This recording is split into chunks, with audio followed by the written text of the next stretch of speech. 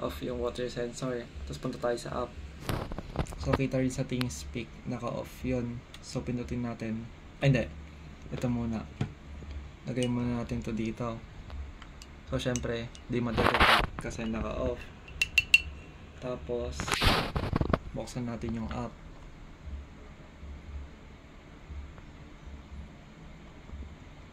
Tayo lang.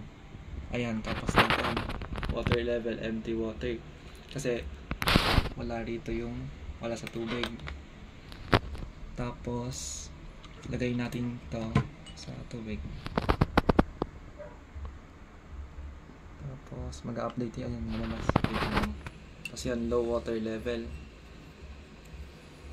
Tapos off ulit natin. Tapos hintayin na lang natin dun.